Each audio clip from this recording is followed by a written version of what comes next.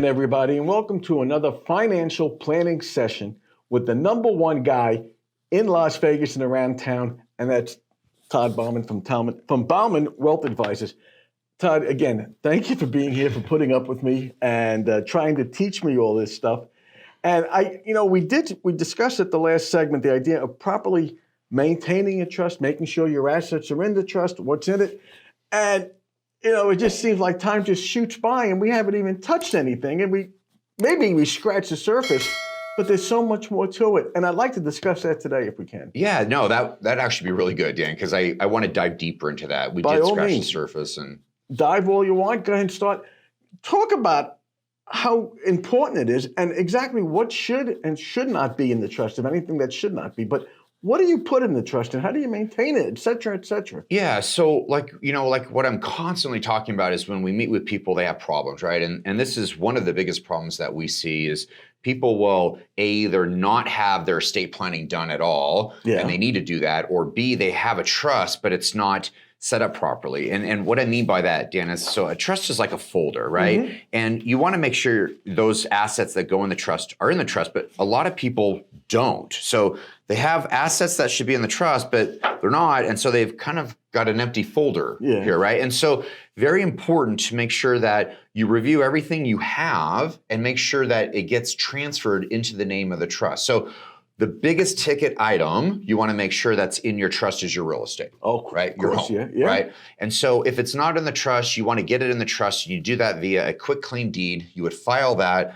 with whatever county recorder's office in whatever the county is, right? And make sure you get all of your real estate in there. Most people have their homes in the trust when we meet with them, right? But there's once in a while they'll have a second home or a piece of dirt. Somewhere that is not in the trust. So you got to make sure you get all of those assets in the trust. There's other things that go in the trust as well. So if you've loaned anyone money, Dan, have you loaned anyone money? Starting with my children? Yeah, well, those are called gifts. Yeah. So that's not a loan, right? Okay, not anymore, I guess. But anyway, I'm just kidding with it, right? So if you've loaned someone money and you have a promissory note, so they have signed the note and they have promised to pay you back, you can assign that promissory note to your trust. You can. Yeah, and then that way, should you pass and it's unpaid, your successor trustee, so that's the backup to you, who will take care of everything, they can go collect on that promissory note that you have loaned to somebody and they owe. Okay, so you want to make sure promissory notes get assigned to the trust. If you have life insurance, so life insurance doesn't go in the trust, Dan, those have beneficiaries. Mm-hmm. And so normally on life insurance, we are making the trust the primary beneficiary. And because it's tax-free money, it pays to the trust, then your heirs will get it. You don't have to do that, but you do need to make sure you have a primary and a contingent in place if you don't make the trust. I like making the trust the primary because, if you and I are married and you die and you have life insurance, policy, it'll pay to the trust, I get it, vice versa. If you have kids, they'll get it via the trust. Right. Yeah. So you always want to make sure, like on life insurance, the primary beneficiary is the trust. You also want to make sure on brokerage accounts, right? So non-qualified brokerage accounts mean you went to work, you got a paycheck. Right. You put that paycheck in your bank account, right? And then from that bank account, you put it into a brokerage account to buy stocks. Okay. Right? Bonds, mutual funds, or whatever. So you've already paid taxes on that money. Yeah. Right? So those are after-tax monies. Those are called non-qualified. Those need to be in the name of your trust. And we see a lot of people who have brokerage accounts and they don't have them in the trust. They're just joint with them and their spouse, right?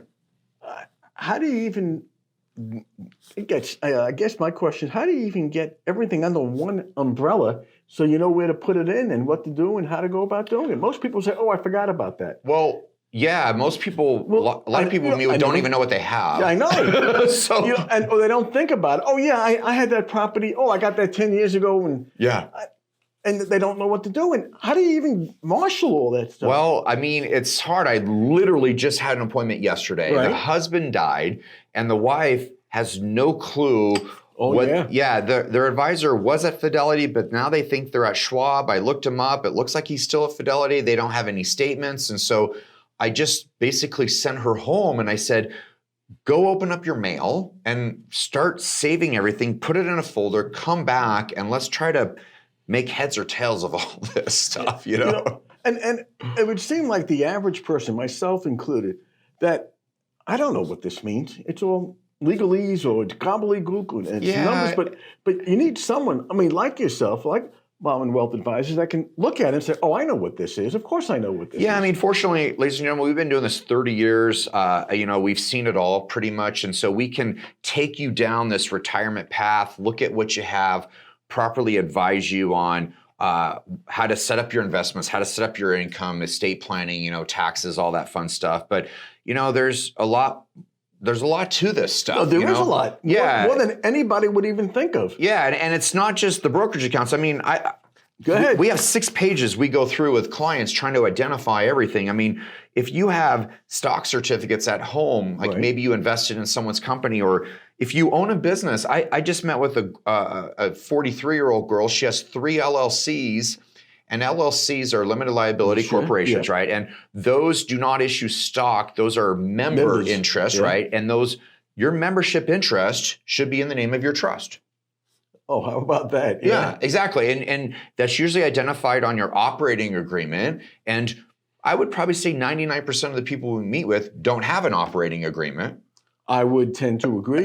Starting with the Vegas Forex, we'll discuss later, but go ahead. Okay, well, I have one for you. We'll get you cleaned up, and so we'll help you. You need to have an operating agreement. This is how the LLC is going to operate, and in there, this entity or this person owns the interest in that LLC, and by doing that, then that LLC will avoid probate upon your demise. Well, and that's going to be my question. Most people who are listening to say, I really don't need that. It's not that important, but it truly can be if something happens, and it's always that something that always comes up. Yeah, you just want to make sure, look, you set all this stuff up, get it done right, maybe spend an hour or 2 of your life making sure it's all right, throw it on the shelf. Yeah. Forget about it for a couple of years, live life, come back, review it every couple of years, make sure you're good and on point. And it's not that complicated, but it takes a little bit of work up front to make sure it's all done correctly. Well, when you say a little bit of work, though, let me be very selfish. It wouldn't be my work. I would say, here, Todd. Well, take care of it, because assuming you have that trust, and I know you do, because I know who your clients are. I started with myself. But if you have that trust, you can be very honest. This is what I have. This is what I want to do.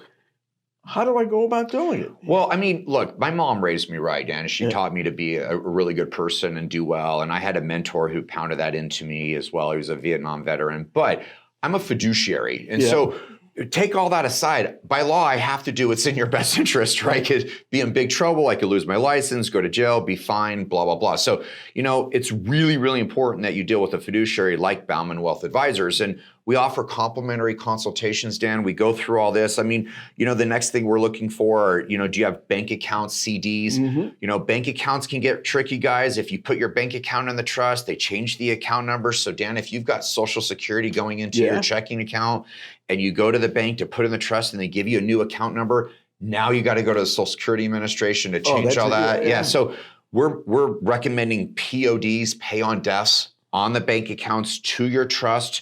Your CDs, though, can go in the trust. So I guess the long story short, guys, is, if this is too much for you to handle, give us a call. Our phone number is 702-897-9997, 702-897-9997. And the website? Yep, our website's baumanwealth.com. You can go on there, look us up. We have 3 offices, Mesquite, Henderson, and Summerlin area. So it's very convenient for us to meet. We offer complimentary consultations, and here's what that looks like. You come in, we've allocated an hour and 15 minutes for you guys. Bring all your stuff in. We've got this 6-page questionnaire to go through with you. We're identifying everything where you're at. If you're all set up, we'll tell you. If you're not all set up, we tell you. We give it all back to you. Do whatever you want. It's that simple. That's the way to do it, isn't right? it? Yeah. No, but again, once you know what you're doing and have the right people who will do it and trust, you can't ask for more than that. Yeah. So, Todd, we're going to get you back again and again. Again, we still haven't touched everything. There's so many different aspects to it. So this is Dan Roberts, Todd Bauman saying, We'll see you again next time. Thank you again. Thank you, Dan.